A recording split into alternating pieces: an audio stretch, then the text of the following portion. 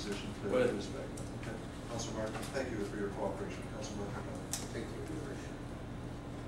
My question was with respect to the finances and in terms of the one-third, one-third, one-third. That's where we were supposed to be originally.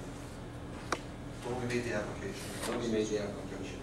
And my question is, to you, Your Worship, maybe to the CAO, is regarding that this is the path that the ministry wants us to go down, would it be fair to say that there's an opportunity for us to go back to them and say, you want us to go down that path, well, they should pony up more money, so to speak, because clearly we're above the one-third. Mr. Alexander, correct me if I'm wrong, but I think they've already told us there's no more money. The approved funding is what is the senior government funding you have to work with for these projects.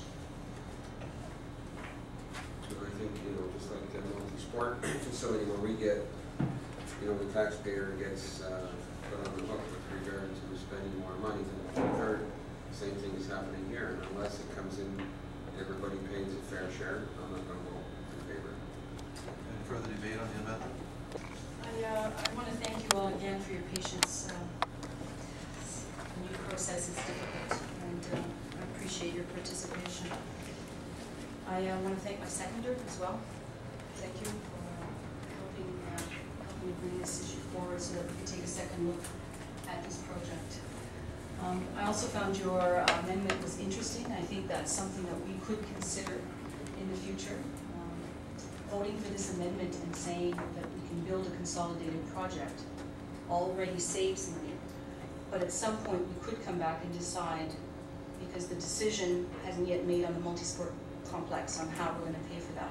So at a later date we could come back and if this project were to pass, and add that financing to the multi-sport process. So I think that that's an interesting amendment, and we could certainly consider that at a later date. And that would take the burden off the taxpayer. So the ship sails now. We all understand that. And the idea of this project was not because we're chasing after funding. You have to remember that we already identified the need for this gymnasium some time ago. Our recreation master plan identified it, the recreation advisory committee identified it. The whole idea of not having enough dry space with the pool just means that we're always looking at the short term and then correcting those mistakes as we go forward in the future. And when you correct those mistakes in the future, they cost more. So really all this talk about protecting the taxpayer is not quite fair. If you look in the long term, it costs less to make these decisions now and to roll it in potentially to the financing that we're going to do with the multi-sport. We're going to probably have this debate again for future councils, saying, why don't we have enough dry space at the pool? And we're going to be looking at this again after the money has passed. And so my reason for bringing this back was simply to really, in the long term, save money. We remember the Kinsman Center, the Kinsman Gym fondly. I know that if we built a gymnasium onto the complex, that it would get used. The complex now is housing most or many of our city employees. And that's an effort to save money that this council made some months ago. But that means that we've taken up community space and dry space in our own civic complex. This would complete the civic complex, make it the hub that it has become, that it should become.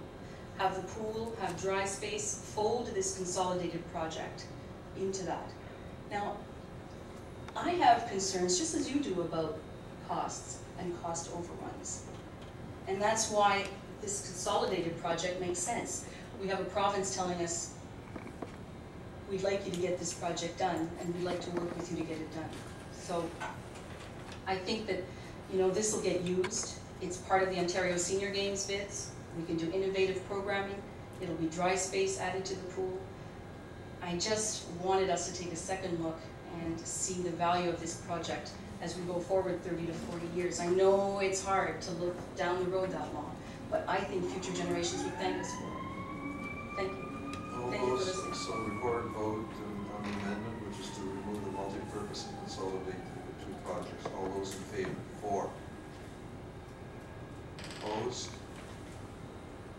The amendment not carried. Now, the question is on the main motion. Just, point of order, Your Worship. Was a recorded vote? Yes, it was. Did you vote, Your Worship? No, I didn't, it wasn't typoed. Anything else on this now? Okay. Is there an amendment, is there a further amendment to the main motion? Councilor Webb? If this amendment is defeated, that's all I know. I'm going to come up with another motion to make sure we go back to have the I multi-purpose. think the clerk, again, we're not trying to coach from up here, but I think the clerk was indicating that there could be an amendment that would be in order that would bring back the multi-purpose. Am I correct? So, Councilor Tebow? I'm gonna give it a shot. I'd like to make an amendment that we go back to the original motion of the multi-purpose room only.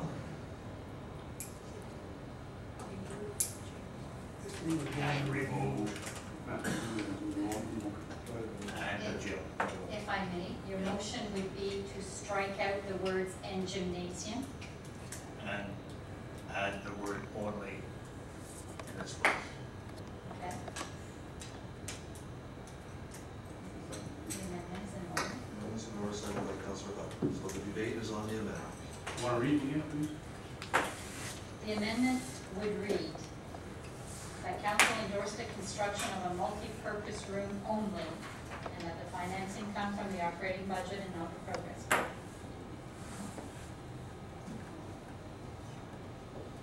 Correct with the mover? Yes, it is. Seconder? Approves?